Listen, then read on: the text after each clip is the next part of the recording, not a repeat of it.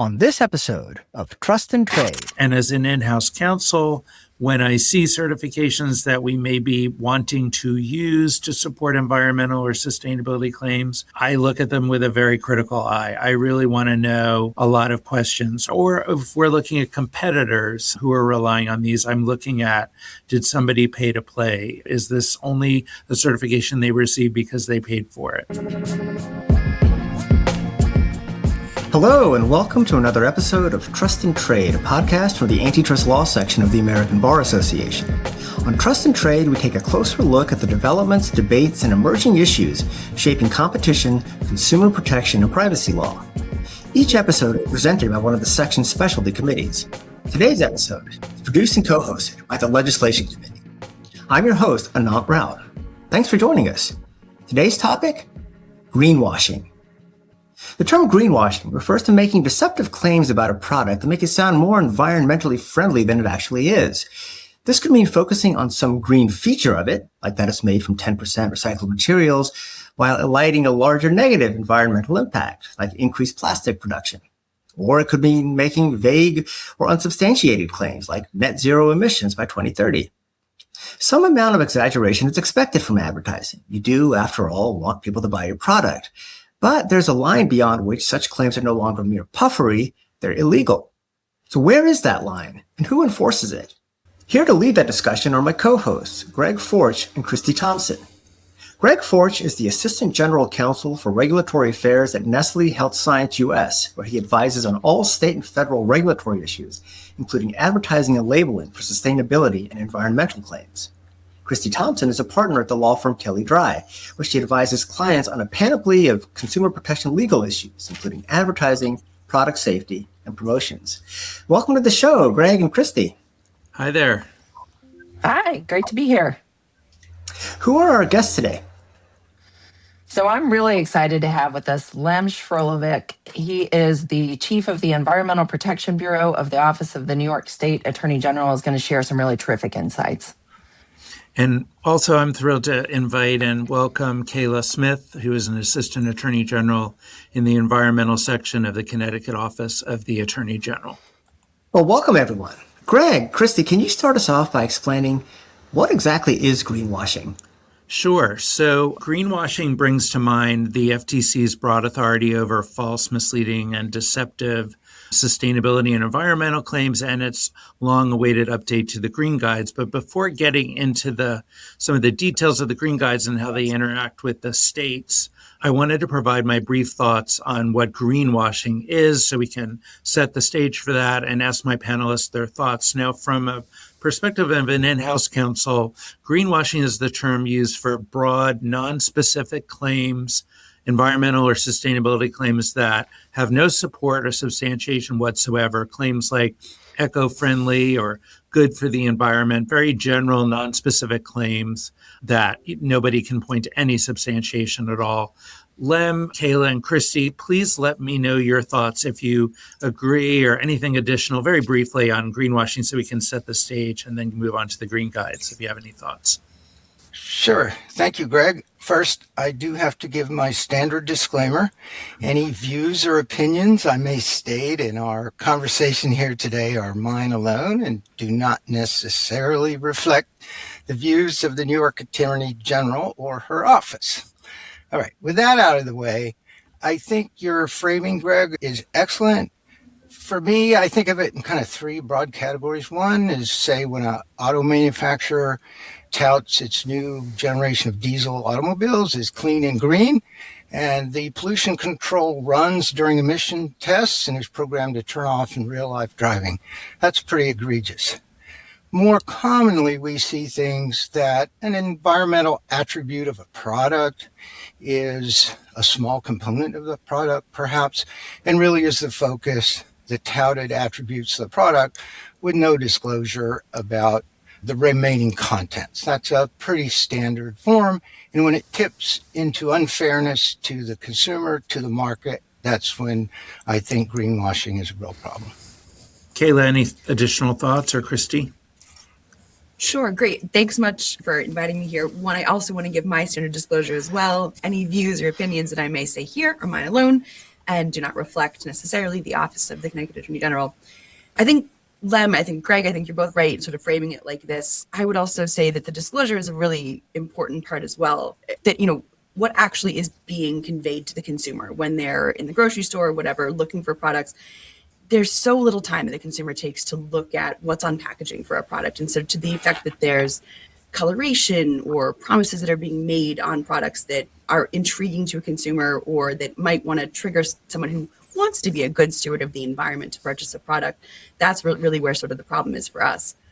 Lots of claims that could be made, for example, if a product is said that it's recyclable or that there's recyclable elements to it, but it's really important to make sure that we really understand and drill down on what actually is recyclable, what actually is sustainable. Yeah, and I agree with those comments. I would just frame it a little differently coming from, we're often representing companies in this space. And it's kind of when they get a little excited about the good deeds they're doing. They want to tout the environmental benefit that a product has and can sometimes take that too far and make it overly broad or make it about something for which they don't have adequate substantiation. And so I think it's trying to find the right line for companies to be able to promote the good things they're doing, but of course doing it in a way that consumers understand and the consumers aren't being deceived. Thank you so much. And that was very helpful. It really sets the stage well for our conversation today. And, not to get too technical, but the Green Guides really do address pretty much every one of these issues. But the issue with the FTC's Green Guides is they haven't been updated in over 14 years. And the update was expected a couple years ago near the end of the Biden administration. We really have heard virtually nothing about when they're going to be updated or if they're going to be updated. They, of course, are guidance, not law.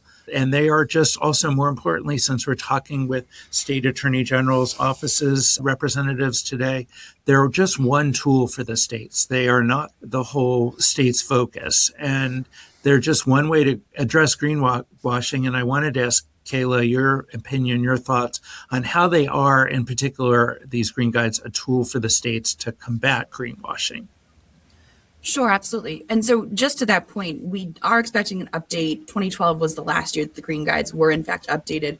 I was part of the team, there's a multi-state coalition that submitted comments a couple of years ago to the FTC about the Green Guides. It was a really comprehensive process because it's important to make sure that the document does evolve as the understanding of recycling, recyclability, composting, third-party certifications, the importance of substantiation. So as all of that evolves, it's important for this document, which is obviously a living document, to evolve. And it's a tool. It's one way that states can, and the federal government, of course, obviously, can make sure that we're communicating what's appropriate and what isn't to corporations and to consumers.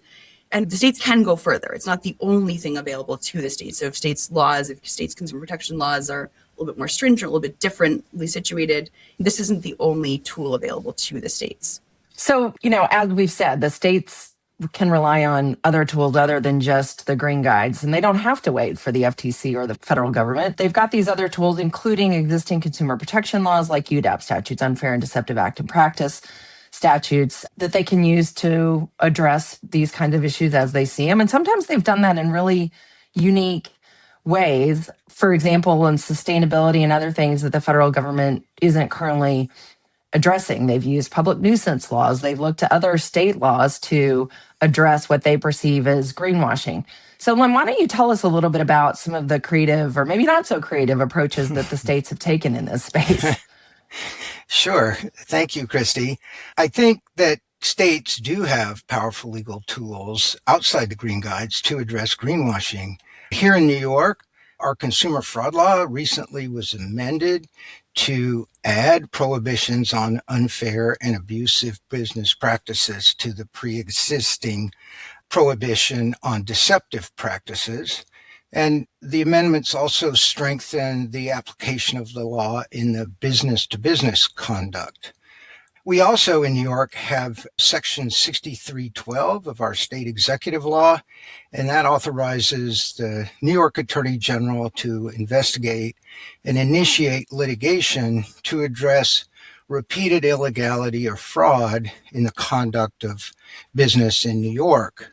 Our office uses those pre-existing authorities, and we will use our strengthened consumer protection law going forward to address greenwashing conduct. I think maybe one example of that would be useful to listeners and viewers is in February 24, our office filed a lawsuit against JBS USA Food Company. It's a US-based company that is part of the multinational JBS Group, which is believed to be the largest meat producer in the world. The complaint alleged that JBS violated New York's consumer protection laws when it advertised to consumers that the business enterprise of which it was a part had a commitment to cutting its greenhouse gas emissions to net zero by 2040. The claim itself was not a violation, but the complaint alleged that the claim was not supported by a viable plan or even an analysis to demonstrate that reaching that commitment was even feasible before the advertisements touting that commitment ran in New York and elsewhere. So the complaint alleged that the scope of that project was very large. In 2021, JBS Group's estimated greenhouse gas emissions were larger than the Republic of Ireland's. The problem also was that the company had a business plan to significantly grow its market share, primarily of beef, which is very greenhouse gas intensive in its production relative to other forms of meat. Interestingly, I think before our office filed the lawsuit, we learned that in 2023, the JBS Group had defended a proceeding before the National Advertising Division of the Better Business Bureau, in which a non-governmental organization alleged that the JBS net zero by 2040 claim was potentially misleading to consumers. And a board of the advertising division heard that dispute and agreed with the petitioner, finding that the claim was unsubstantiated. That was appealed to the appellate board, a group in the National Advertising Review Board, and that determination was upheld. So the complaint asserted claims under our consumer protection law. It was in a prior form, pre-amendment, for deceptive acts or practices, false advertising, along with claims under Section 6312 that I mentioned a little bit ago. So after initial motion practice, the parties reached a settlement that includes changes to the company's representations to consumers regarding climate change and sustainability, 3 years of compliance monitoring, and a payment of $1.1 million to a program implemented by a university in New York to advance agricultural practices that reduce greenhouse gas emissions from the ag sector. So I think that's an example of states using state law to address instances of greenwashing. Was there an instance, I feel like, and I think Kaelah is going to get into this about green hushing in her case that she's going to discuss in a minute, but wanted to ask you, Lem, if there was, because that's a term you hear less often than greenwashing, but was there green hushing in this case that you just described, JBS case, and what does that mean, and where did it come up in that case?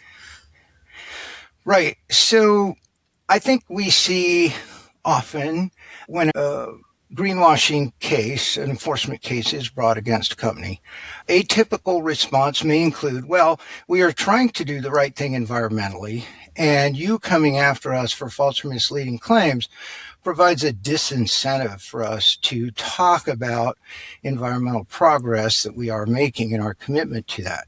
Well, I think that is incorrect, because we don't penalize and take enforcement action against companies for adopting sustainable and other environmentally beneficial practices. As the Environmental Protection Bureau, we seek to promote that as a matter of policy.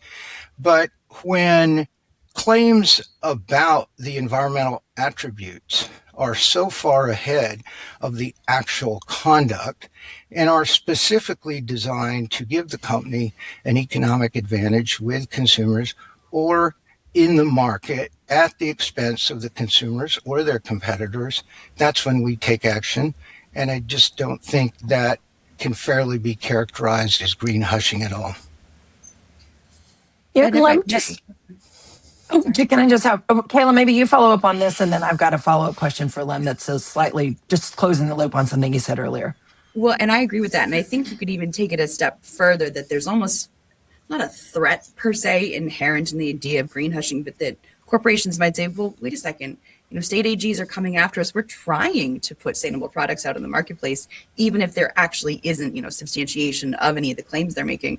Well, then we'll back off. We won't do that. We won't do any further R&D about sustainable products or marketing materials. And so it's the idea that Lem's exactly right. We want as a matter of policy, companies and corporations to do good, to put products that are environmentally sustainable, that give consumers good choices out into the marketplace. We absolutely encourage that. But there is a line, obviously. And if there's claims being made in the advertising or marketing of a product that are not actually viable, aren't actually substantiated, that's when the state AGs have to get involved. Yeah, I think those are good points. It comes to this fundamental concept of consumer protection, right? You have to be able to back up what you say and support it. And that's nothing new in the world that companies are living in or that regulators are living in. And you've got these multiple tools to do it. Lem, just one follow-up on some of the issues specific to the JBS case. I get a lot of questions about, we've got this great plan. This is our goal. This is what we're doing. Do you see lines in terms of what JBS really crossed that created concerns for the AG's office? Are there words that companies should use, companies should avoid when talking about their plans and their goals? I think that's a great question, Christie. Thank you for that. I think the problem we saw in the JBS conduct was not the commitment to net zero by 2040. That's a laudable commitment, right? But to make the claim in the absence of even an inventory of how far the company would have to go to get there, a plan to get there, and a realization or a reflection that, look, this is a commitment. We're trying. It's aspirational. We may not make it, but we're going to give it our best try. That would be a very different kind of conduct from an enforcement perspective. But if you hail a ride share and they say, we will take you to the destination you want to go, we know where it is, we have no idea how to get there, we don't know how far it is, we don't know if we have enough fuel to get you there, well, I don't think you're going to be too happy with that driver. So it's, I think, analogous to that. We really promote and seek to promote sustainable conduct, sustainable claims, but they have to be backed up and they have to be realistic and they have to be fair to consumers. Absolutely. I think that's always my advice to clients in the company, within the company. The more specific you are, the better. The more general you are, the worse. And if you're specific, there has to be very detailed substantiation, because I think we do know very well that there is a strong and a very high level of consumer interest in these kinds of claims. And because of that, consumers buy products based on these claims. So we don't want them to be absolutely lacking in any substantiation whatsoever and drawing people in based on claims that are aspirational, which are fine if there's substantiation for them. If not, they're just not useful claims. And I wanted to maybe take this opportunity to now turn to Kaelah to talk about a case in Connecticut that has some similar issues, some parallels, greenwashing as well, to talk about the Reynolds case. Kaelah. Yeah, sure. So back in 2022, which is crazy that it was 4 years ago, we brought a case against Reynolds Consumer Products and for a product known as their hefty recycling bags. The complaint alleges that this was a product that was put onto the marketplace circa 2017. And the product is as advertised, as we allege in the complaint. It's a product that it directs consumers to take their otherwise good recyclables like milk jugs and cardboard and aluminum seltzer cans, put them into this particular recycling bag that has, as we allege in the complaint, that has labeling on the box of bags that says perfect for all of your recycling needs. It has a blue pictogram of a blue recycling truck with the recyclable symbol on it. And so the packaging and then all of the associated advertising material, it directs consumers, like I said, to do this, to take their good recyclables, put them into this bag, tie it up, put it into their blue bin for curbside collection in Connecticut. The problem is in Connecticut, that plastic bag, because it's a plastic bag, and all of the otherwise good recyclables are not recycled at any Connecticut materials recovery facility. So it's a MRF, an MRF. Instead, the bag, as we allege in the complaint, the bag and all the otherwise good recyclables are either landfilled or incinerated. And so, you have consumers that are in the grocery store, they're in the hardware store, and they're walking around, looking for products that they want to be good environmental stewards. They want to be conscientious about what they're doing. This is a product that I understand why you purchase. You think that this is going to do something that it's a recycling bag. You assume, we allege anyway, that the consumer is going to think to themselves, oh, okay, well, this is perfect. This is perfect for all my recycling needs, as the packaging alleges. But in Connecticut, that's not true at all. And so we've litigated this case for the past 4 years. We actually just concluded trial. We don't have a decision yet. We're in briefing stages right now, post-trial briefing stages. But it was a really interesting experience for us. So I'm in the environment section. We have all sorts of environmental statutes. We do a ton of, solid waste enforcement and hazardous materials enforcement, but we're trying to get creative, as we were talking about earlier, and use all of the tools available to us. So in Connecticut, our unfair and deceptive trade practices statute is CUTPA, the Connecticut Unfair Trade Practices Act. And it's a super broad statute. It's remedial in nature. It really looks to make sure that we are protecting our consumers. Obviously, an individual certainly could bring a lawsuit under CUTPA in Connecticut, but we're the AG's office, and we speak and we work on behalf of the entire state and all of our constituents. So we're trying to get creative as much as possible to crack down on instances where there are products that are being marketed in the state and then nationally, obviously, that we allege are unfair and deceptive to consumers. Well, thank you so much. That was really great and interesting. And I wanted to just briefly move on to the New York Pepsi case. We wanted to have a little segment about things to watch as part of our podcast. And one of the cases we were thinking about was the Pepsi case in New York. So Lem, please let us know in the context of, using those UDAP laws that we talked about, the unfair and deceptive trade practices laws and public nuisance laws. Take it away with the Pepsi case, if you wouldn't mind, please. Thank you, Greg.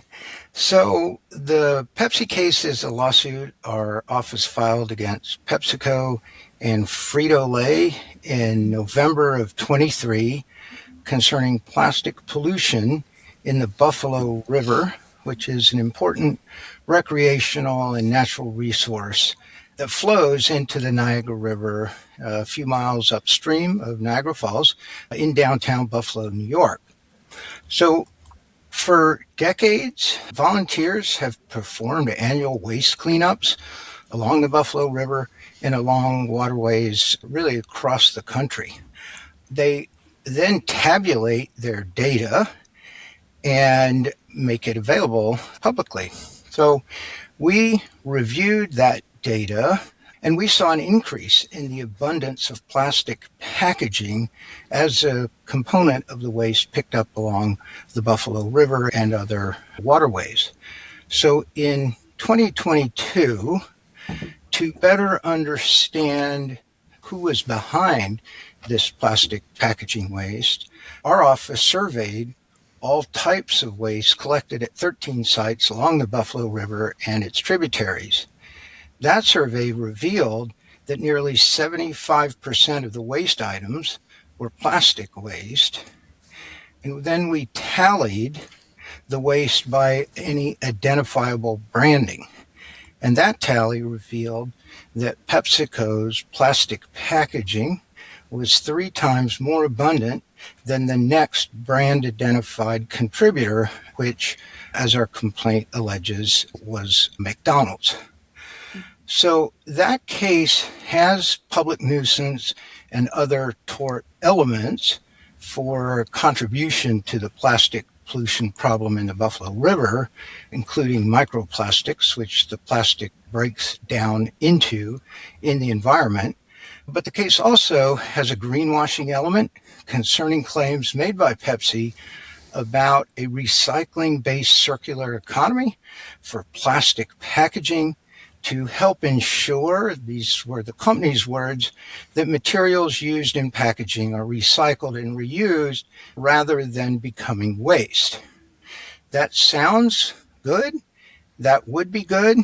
But the complaint alleges that Frito-Lay snack wrappers are not recyclable at all, and Pepsi's plastic beverage bottles can only be recycled a limited number of times before the plastic resin can no longer be formulated into new bottles.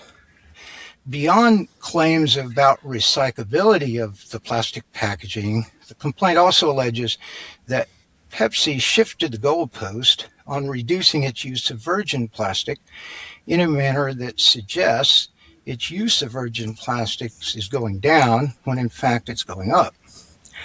In October of 2020, the trial court hearing the case dismissed the complaint for failure to state any claim. We appealed. The appeal now is being briefed.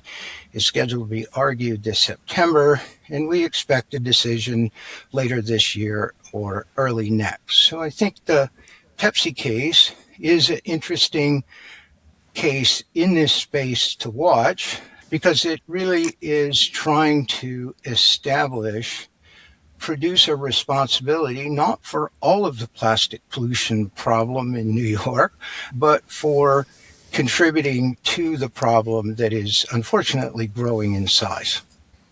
Yeah, that's great. And those are really good examples of where your specific states have focused and some kind of claims and company actions that have gotten on your radar screen. We've also seen collaboration among states, particularly increased since the FTC lost some of their ability to pursue monetary relief after the Supreme Court's AMG decision. And we'd love to hear maybe from you, Kaelah, about multi-state efforts in this particular space when it comes to environmental benefit claims and what you're seeing there. Yeah, definitely. It's also an interesting question, too, because when you think about it, the states are so differently situated.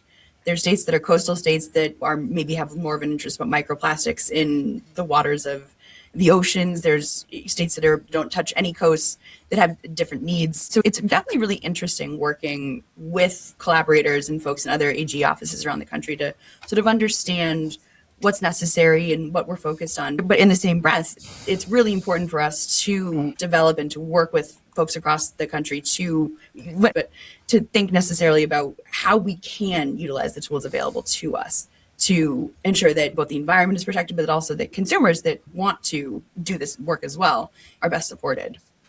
And a good example is when the effort you led that we kind of started with in the work to prepare comments in response to the FTC's request regarding the green guides, where the states collaborated, even though you may have different interests or different enforcement opportunities or priorities. This is an area where you've kind of created a group and provided comments on the green guides. Yeah. And to that point, Christie, what was really interesting, I was thinking about this in preparation for the podcast today, because we submitted the comments, I believe it was 2 years ago. And so one of the things that we really pushed on and that was really important to us was sort of redefining and essentially broadening the definition of recycling and recyclability.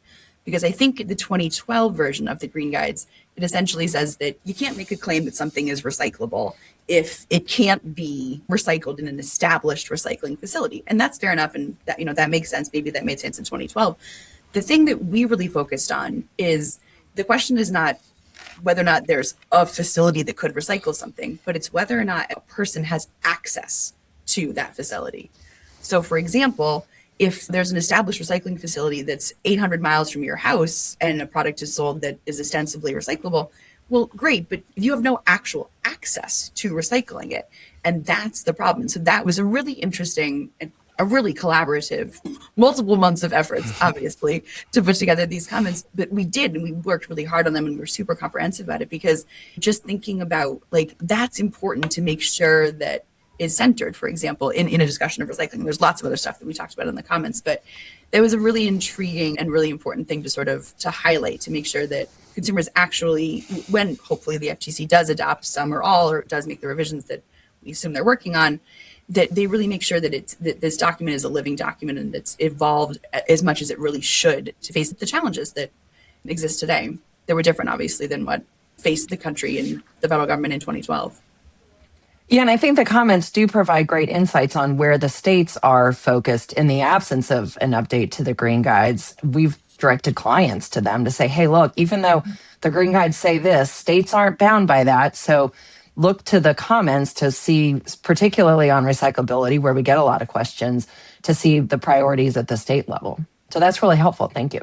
And for our listeners who are interested in a deeper dive into something that Christie mentioned about the change in the FTC's remedy authority, I encourage you all to listen to one of our prior episodes, The Rise, Fall, and Fallout of the FTC's 13B Monetary Remedies Authority, which goes into great detail about what happened before and after the FTC versus AMG case. I was also interested in hearing how our panelists today were talking about how the states have been going their own way when the federal government hasn't been as active necessarily. That's been a recurring theme in some of our antitrust episodes of the show. And so it's just been interesting to hear the same theme coming up in the consumer protection side of the house. Greg and Christie, we just got a new fridge for our garage. And on the side of that fridge is like this Energy Star logo. And listening to this fascinating discussion made me wonder, are these third-party certifications, are those an effective way for companies to shield themselves from potential greenwashing claims? Yes, so they can be, typical lawyer answer, but you really need to look at them very critically and make sure, and with caution. The green guides obviously talk about certifications, but they obviously point out that they need to be looked at critically as well, because certifications should be independent. They should be robust. They should not be pay to play.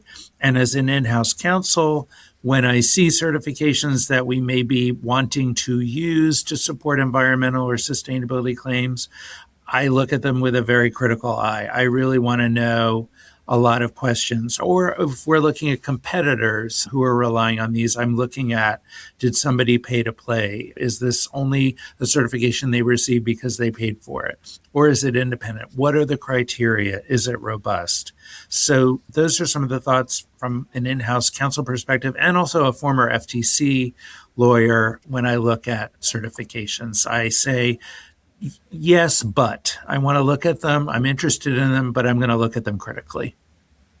I would just add that once you've gotten over the bud and you're okay with the certification, exercise caution in wholeheartedly adopting the logo or the claims that come with the certification. We have had questions from regulators in the past where we had used a certification that, as part of their trademarked logo, included claims that the regulator had concerns with and were holding the company responsible for those claims. So as Greg said, it's definitely proceed with caution when relying on those kinds of claims, because they can give consumers a sense of authenticity and credibility that may not always be accurate. We have covered a lot of ground on this episode, and we always like to end with a few key takeaways for practitioners. So Greg, let me start with you. Sure. A couple for me. One is one of the central themes of today's presentations, and thank you again to Lem and Kaelah for being our guests today, and to Christie for being my co-host and helping prepare for this. One of the two that I have is that obviously the central theme is states have creative ways to address greenwashing. They're not sitting around waiting for the green guides to be updated. There are elements from the green guides that they can use, but they have lots of laws that they can use beyond relying on the guidance that is in the green guides. They also have interesting methods for going about their ways. We learned about the Pepsi survey that was done for the waste in the Buffalo River. So keep an eye on the AG's offices, not New York and Connecticut in particular, but lots of the states. Another takeaway that I would have is that, and I don't want to borrow too much, but Kaelah made this point excellently. States are not in the business of discouraging environmental claims. They, just like the FTC and frankly, just like in-house counsel and counsel to companies, we want our clients, we want companies to have substantiation to make claims. So there are very few claims that are out of the realm of possibility, but if they don't have substantiation, they are not worth making. And states don't want to see them, in-house counsel don't want to see them, and outside counsel representing companies don't want to see them either. And I would just follow up on that a bit. And of the wide range of environmental benefit claims that companies can make, I think that we're getting a lot of questions about recyclability, and we've seen a lot of regulatory activity in that space, a lot of class action activity in that space. And it's one that has been evolving a little bit in terms of what the expectations are. We heard Kaelah talk about the proposal that the state AGs made in terms of rethinking about recyclability and shifting that focus to more on what can consumers actually access with respect to recyclability, not just is the product capable of being recyclable. So I would keep a particularly close eye on those kinds of claims. And again, there are plenty of other claims that companies can make with a maybe more established standard and expectation surrounding them. Christie, that makes so much sense to me. So in terms of takeaways for myself, first of all, thank you so much for the invitation and this really fascinating conversation. I've really enjoyed this whole process. But just to that point, states don't want to discourage. We welcome companies and corporations that are doing their best and are trying really hard to put out products that are good for the environment, that lead to a sustainable future for our state and for the world at large. But there is a line, and we have a lot of tools in our toolkit to address claims that are made, marketing that's put out into the stream of commerce that is deceptive.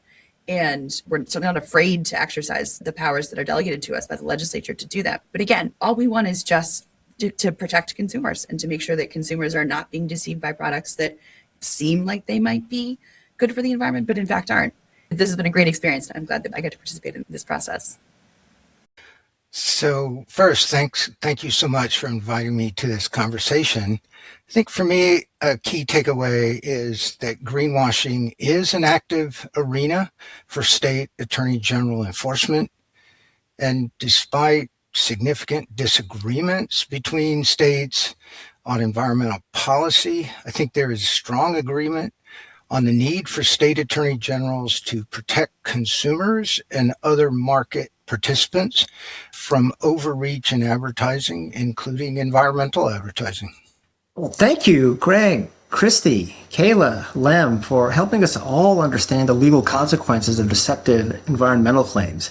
To our listeners, be sure to watch our video shorts on YouTube and subscribe on your podcast platform of choice. And we'll see you next time. Trust and Trade.